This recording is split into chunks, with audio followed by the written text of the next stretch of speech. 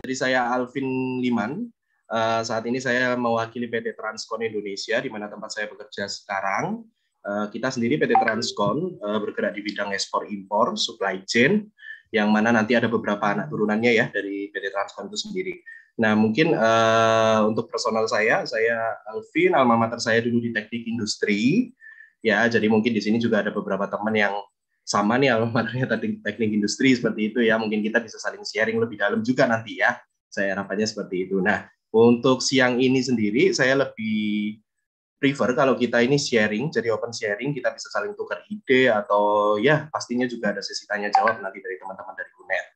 Seperti itu. Nah, mungkin di awal Bu Dania mohon izinnya dulu untuk saya sempat titipkan untuk short clip ya, PT Transkon Indonesia, company profile kami, Bu Dania.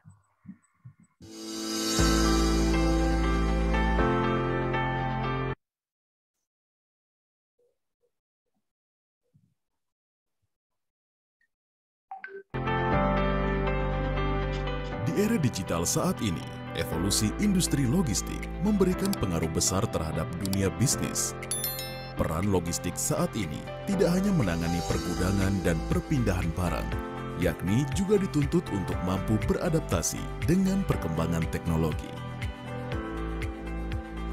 Sebagai fasilitator logistik yang sudah berpengalaman lebih dari 14 tahun, PT Transkon Indonesia hadir di beberapa kota besar, yakni Medan, Jakarta, Semarang, dan Surabaya, yang memiliki peran dalam peningkatan efisiensi biaya logistik yang sejalan dengan moto perusahaan kami sebagai Value Added Logistic Company yang memotivasi kami untuk menjadi perusahaan e-logistik terbaik di Indonesia.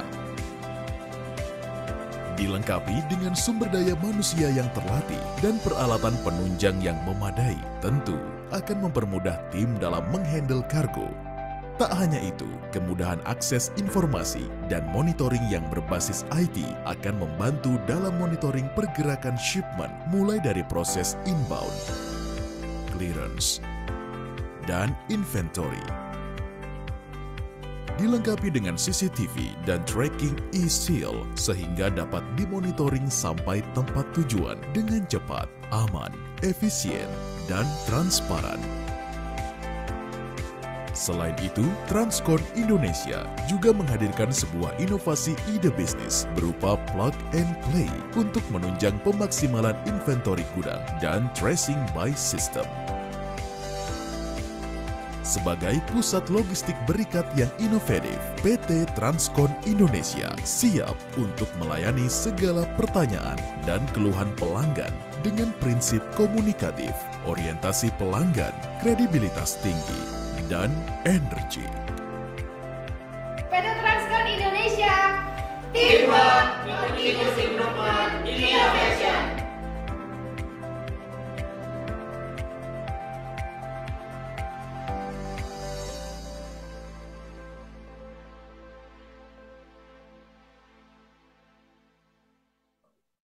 Oke, ya terima kasih Bu Dania sebelumnya untuk short clip. Nah, itu sedikit perkenalan dari saya, Alvin mewakili PT Transkon Indonesia untuk teman-teman UNER. Jadi kita sendiri ada beberapa lini bisnis ya. Yang pertama adalah pusat logistik berikat, nanti saya akan jelaskan di belakang. Project cargo dan juga untuk eksim atau ekspor impor yang ke arah supply chain atau third party logistik ya, kalau bahasa sederhananya. Seperti itu. Nah, untuk sesi kita di siang ini nanti kita sharing ya, kata kuncinya kita sharing, jadi nggak usah tegang-tegang karena ini di waktu yang rawan ya, rawan ngantuk juga pastinya kan.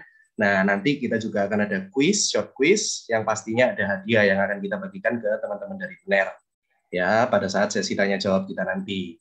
Seperti itu. Nah, materi kita yang mau saya share ke teman-teman dari UNER, poinnya adalah how to win a brighter career in digital era. Ya, ada beberapa step pastinya. Kita akan pasti ya berharap semua yang muda-muda nih pengen punya karir, jenjang karir yang bagus ke depannya, entah itu nanti mau jadi seorang pengusaha sendiri atau mungkin pengen jenjang karir sebagai profesional yang jauh lebih baik. Nah, semua itu harapan dan mimpi dari semua orang. Nah, how to achieve atau gimana sih caranya? Ini yang akan coba saya paparkan di sesi sharing kita kali ini. Seperti itu. Mungkin bisa di next slide, Bu Dania. Ya, tips and triknya apa aja ya stepnya? Next slide, Bu. Oke, nah ini yang fase paling awal ya. Jadi masing-masing di step ini atau fase ini saling berkesinambungan ya teman-teman dari UNER. Jadi saling mengikuti nih step paling awal sampai paling akhir. Yang pertama yaitu research growth trend. Apa sih Pak? Kok bahasanya sulit banget ya research growth trend? Kok kesannya kayak skripsi yang mengerikan seperti itu ya? Oke. Nah, research growth trend saya akan coba kasih bahasa yang sederhana ya. Research growth trend, research. Research itu artinya kita cari tahu ya. Kalau kita nih sebagai orang yang baru masuk ke dunia kerja, pasti kita banyak ya gambaran atau pinginnya jadi apa. Kalau dulu mungkin anak kecil ditanya, saya pengen jadi dokter, saya pengen jadi pilot, sama gitu kan. Saya pun dulu juga pernah ngerasakan baru lulus kuliah gitu kan. Wah, banyak sekali peluang usaha di luar, banyak sekali peluang kerja. Saya pengen bekerja di industri ini, A, pengen bekerja di industri B. Nah, kadang kita jadi lost control sama diri kita sendiri. Ya, karena kita nggak cari tahu dulu sebenarnya. Benar nggak sih bidang industri itu sesuai sama karakter, sama kompetensi kita? Seperti itu. Nah, di research growth trend ini tujuannya adalah mencari sebenarnya, apa sih jenjang karir di bidang industri ini? Karakter apa yang dicari sama para pencari pekerja di luar sana supaya saya punya jenjang karir yang lebih bagus. Ya, saya sedikit kasih kisi-kisi. Orang-orang muda atau fresh graduate kayak kita gitu ya, kalau kita cari kerja di luar hanya dua kok sebenarnya yang dicari. Yang pertama itu karakter, ya, attitude. Dan yang kedua pastinya kembali ke kompetensi. Ya, apakah dua value ini bisa dihilangkan salah satu? Enggak. Nah, research growth trend inilah yang saya maksud. Supaya teman-teman ini bisa mempersiapkan. Oke, saya pengen jenjang karir yang lebih tinggi, Pak. Saya pengen di dunia profesional, saya pengen jenjang karir yang lebih tinggi, saya nggak mau stuck di level staff seperti itu. Saya mau jadi di manajerial atau mungkin di direksi. Nah, saya berarti harus mencari tahu dulu standar kompetensinya itu apa. Ya, kalau dari saya sharing ya, dari pengalaman, banyak dari teman-teman ini yang akhirnya stagnan karena apa sih? Karena merasa sudah cukup ketika KPI, ya, jadi ketika KPI itu sudah bagus pencapaiannya, oh berarti nggak lama lagi nih aku akan naik karir, naik jenjang karir atau jabatan. Padahal nggak seperti itu. Ya, artinya sambil kita melakukan apa yang menjadi KPI kita, ya KPI itu kan apa yang dinilai dari kita nih dari sisi perusahaan. Nah, selain kita harus mengachieve itu, di satu sisi kita juga harus mulai mempersiapkan nih. Oke, saya next step-nya, langkah selanjutnya saya ingin jadi manajer. Oke, berarti kan di jenjang manajer saya butuh karakter seperti ini. Saya butuh kompetensi seperti ini. Contohnya seperti itu. Bidang industri itu banyak, ada manufacturing, ada jasa, seperti itu ya, kalau yang umum atau yang besar. Apakah sama? Enggak. Ya, manufacturing untuk kita naik di jajaran manajerial di industri manufacturing jelas beda sama yang di industri jasa. Kenapa? Contoh paling simpel, kalau industri jasa pasti kita dituntut untuk punya customer experience, ya, untuk punya pemahaman atas customer experience. Ya, contoh lebih detail lagi apa? Kita bicara bidang industri, misal asuransi atau insurance gitu ya, paling gampang. Mungkin beberapa anak muda juga ada yang join ke bidang insurance gitu kan. Nah, di bidang insurance coba dilihat. Ketika kita mau jadi leader, ya kita mau naik nih dari sales mau jadi leadernya, lead tim. Yang dituntut paling pertama buktikan perkataan saya ya pasti leadership itu. Ya, dan yang kedua customer experience. Kita harus paham nih customer kita itu pinginnya apa sih sebenarnya. Nah, disitulah kita mulai mempersiapkan sejak awal. Ya, kalau kita ngomong spesifik jenis industri pasti banyak dan sesi kita nggak akan selesai. Ya, jadi tadi saya cukup membagi nih dua bidang yang paling besar lah. Manufacturing, jasa. Ya, kita perlu tahu untuk di level manajerial. Itu butuhnya apa sih? Karakter sama kompetensi. Selalu dua kata kunci itu. Next step-nya di level direksi misalnya. Apa sih karakter? Apa sih kompetensinya? Dan seterusnya sampai mungkin di level komisaris, semisal seperti itu. Sama. Nah, itulah yang dimaksud sama research growth trends. Ya. Nah, kalau kita sudah melakukan research, analisa, kita masuk ke step 2 nih. Ya, supaya lebih tajam, kita tahu apa yang kita research ini nggak salah. Ada baiknya kalau kita bisa berbicara sama profesional. Ya, sebagai contoh, misal, oh saya Alvin, saya pengen nanti meniti karir di bidang kesehatan, gitu ya. Maka apa yang harus saya lakukan setelah saya research tadi, saya mungkin akan cari para profesional di bidang kesehatan. Dari manapun itu, sekarang sosial media sudah sangat besar, ya, dan nggak susah kok untuk cari link atau dalam tanda kutip networking ke situ. Ya, atau mungkin dari lingkup ring satu kita, dari keluarga besar seperti itu ya, pasti ada yang bisa kita ajak sharing. Apakah talk to other professionals ini dalam tanda kutip harus yang formal, ya, harus seperti sesi interview? Oh, enggak. Ya, kita masih muda, kita aja yang ngopi misal, gitu kan? Kita tanya-tanya, pekerjaan itu di bidang kesehatan tuh day-to-day-nya apa sih? Ya, apa sih sebenarnya yang dituntut? Dari misal, kalau saya pengen jadi dokternya, atau mungkin saya pengen jadi perawatnya. Kira-kira apa? Nah, dari sisi itu, mungkin profesional itu akan punya sesuatu yang mungkin nggak terpikirkan oleh kita sebelumnya. Ya, pasti gitu. Kita nanti ada yang miss. Oh, ternyata gitu toh. Saya baru tahu. Wah, kalau kayak gitu, berarti saya nggak cocok di dunia ini. Oh, oke. Berarti kita sudah punya tackle atau slide di awal gitu ya. Kalau kita ngomong, wah, kesehatan itu ternyata kebutuhannya seperti ini. Saya nggak cocok dengan apa yang selama ini saya bayangkan. Semisal seperti itu. Ya, insight-nya mereka pasti akan jauh lebih besar dari kita sebenarnya. Karena mereka sudah ada experience, mereka sudah punya pengalaman yang bisa di-sharing ke kita. Oke, nah masuk ke step berikutnya setelah kita sudah ngomong nih, sudah sharing sama profesional gitu ya. Kita perlu memikirkan, mempertimbangkan ya, dan lebih aktif untuk ikut di kegiatan-kegiatan seperti volunteering ya, atau relawan, internship atau interning, atau mungkin juga part-time work gitu ya. Nah, ada satu konsep yang salah kalau saya lihat gitu ya. Banyak mungkin dari kita ngerasa, aduh, pekerjaan part-time work ini kok kelihatannya ngapain ya saya sekolah tinggi-tinggi terus part-time work, misal seperti itu. Ngapain ya saya sekolah tinggi-tinggi tapi kok ya volunteering. Oh, enggak, big no-no. Itu sangat-sangat salah besar.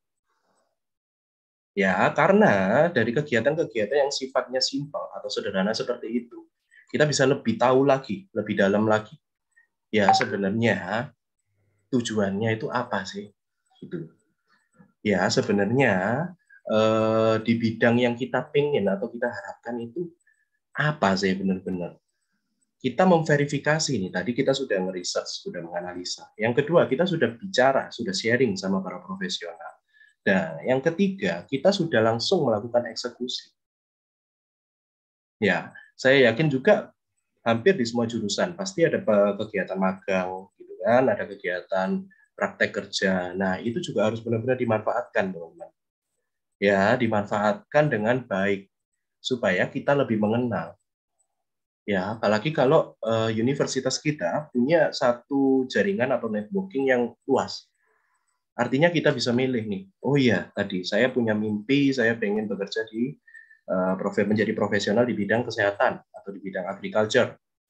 Oh ya, saya akan cari nih perusahaan-perusahaan yang punya portfolio di situ, punya portfolio besar di situ. Tujuannya kita mau curi ilmu di situ dan cari tahu apa sih sebenarnya yang diharapkan dari saya. Kurang lebih seperti itu. Ya, itu yang di poin ketiga. Nah, next step-nya apalagi? Evaluate your personal brand. Nah, ini terkait sama value atau nilai. Gitu ya. Maksudnya nilai ini seperti apa? Tadi dua kata kunci awal yang saya sampaikan tadi ya, karakter. Dan yang kedua adalah kompetensi. Ya, yang mana nggak bisa nih dihilangkan salah satu.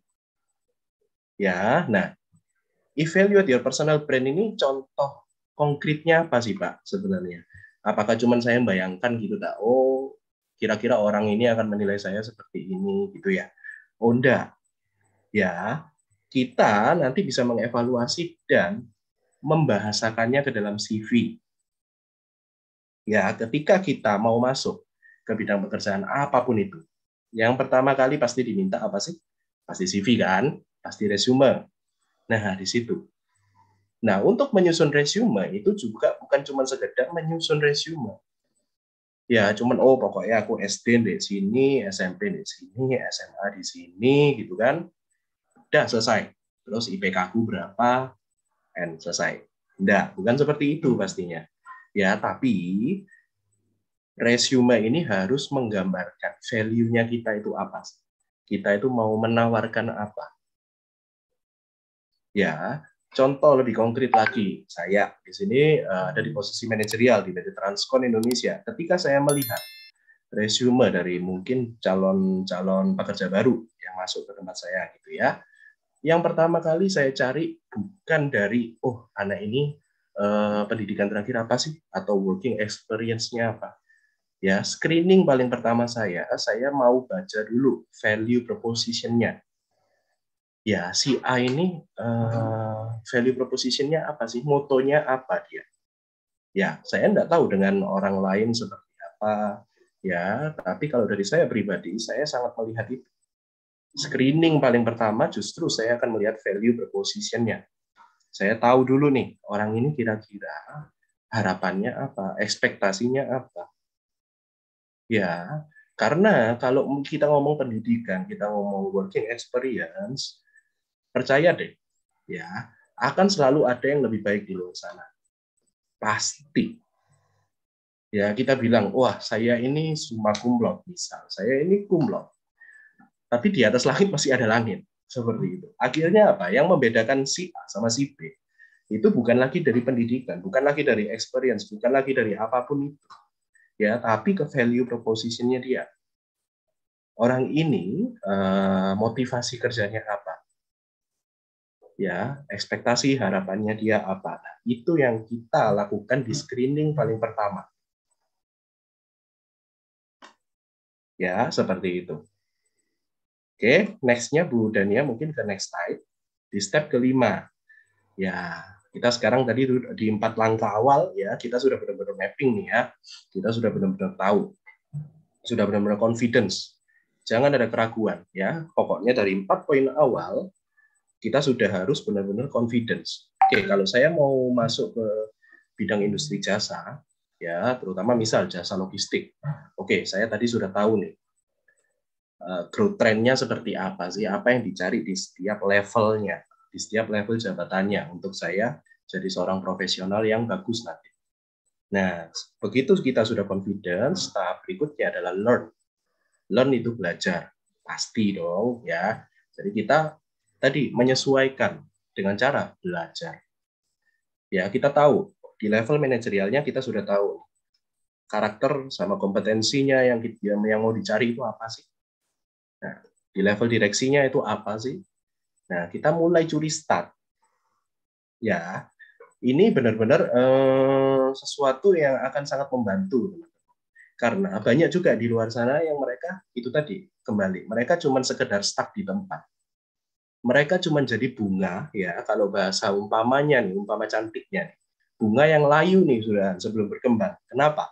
Karena itu tadi, mereka sudah stuck, merasa nyaman. Oh, aku sudah punya KPI. Aku staff admin nih, aku punya KPI ini, gitu kan. KPI-ku sudah bagus, rapotanku nilainya bagus terus. Bahkan manajemen, dari sisi manajemen itu mereka sangat appreciate pekerjaan saya. Tapi pada akhirnya itu sendiri yang jadi batu sandungannya. Ya, jadi stoppernya. Akhirnya mereka merasa nyaman, nggak mau belajar. Padahal tujuannya awalnya udah jelas, saya pengen naik itu ke manajer. Tapi mereka masih kejebak asumsi, loh saya kerja bagus kok, pasti one day saya akan ditunjuk ke situ. Nah, ini yang salah. Ya, that's a big mistake. Ya, kesalahan yang sangat besar. Jadi kita harus belajar pastinya.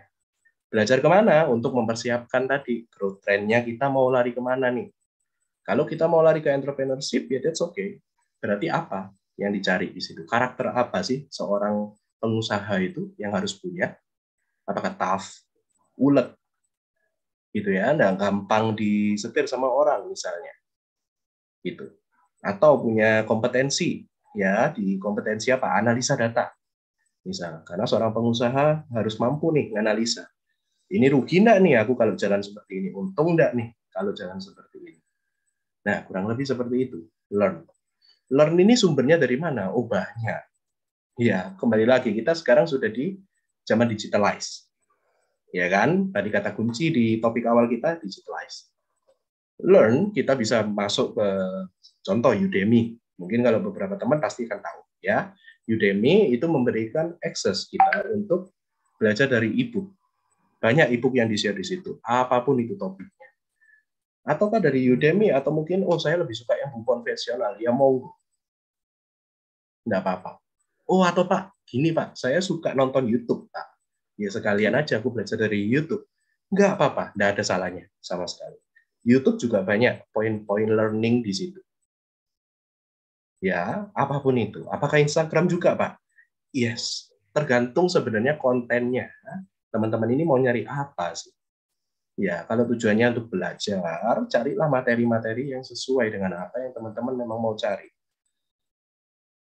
Ya, dengan digitalized era ini akan sangat membantu teman-teman untuk mencari sumber-sumber data. Nggak kayak dulu, misal kita harus ke perpustakaan, misal harus datang fisiknya, nyari lagi bukunya.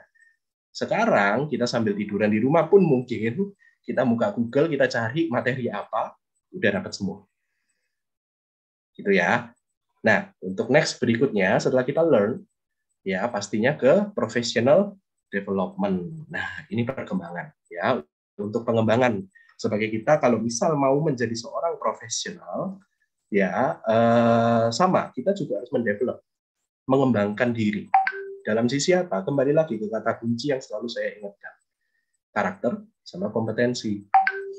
Ya, banyak-banyak ngambil kelas. Ya, banyak-banyak ngambil kursus.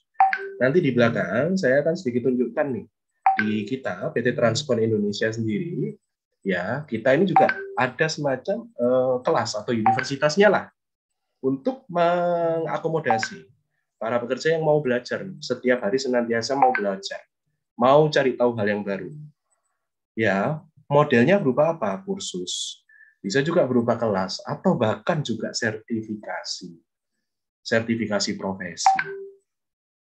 Ya, itu banyak sekali modelnya untuk professional development. Ya, sertifikasi itu sebenarnya Pak, apakah membantu sih?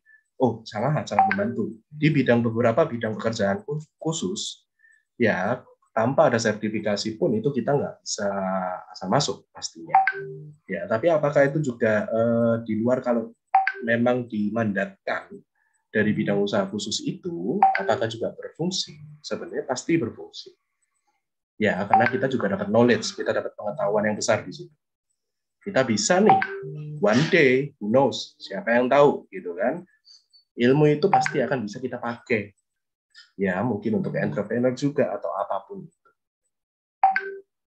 Oke, nah yang di level terakhir, find potential employers. Artinya, kita mencari nih, ya, misal kita sudah punya tadi ya, gambaran bekerja di bidang kesehatan deh Pak, enak. Gitu ya. Nah, kita tahu nih di bidang kesehatan tuh pemain besarnya siapa sih? Gajannya siapa sih? Ya kan? Jadi penguasa pasarnya itu siapa sih? Pasti dong, gitu kan? Kalau semisal kita di level manufacturing, mungkin nama-nama besar yang ya banyak orang cari. Astra semisal, gitu kan? Atau apapun itu, banyak. Nah, kita tahu mana sih pemain besarnya di situ. Kita akan berusaha nih untuk dapat posisi atau peran di perusahaan itu.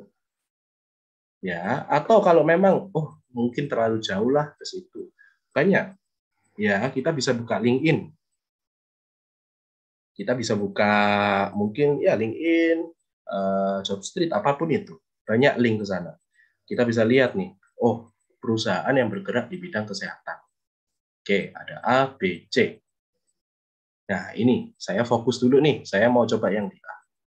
Setelah itu saya punya skala prioritas. Kalau yang di A ini mungkin saya masih kurang beruntung, saya akan masuk B. Tapi untuk yang potensial itu sudah kita tahu di awal. Ya, jadi nggak asal tembak nih. Wes pokoknya semua tak apply gitu. Nah, itu pada akhirnya juga kan cuman ya kita akan capek aja. Ya, tapi kalau kita sudah tahu potensial employers-nya, kita sudah tahu pegang data di awal, ya kita akan benar-benar fokus ke situ. Nggak mikir yang lain-lain. Oke, gitu ya. Mungkin penjelasan dari saya how to-nya tadi sampai di sini.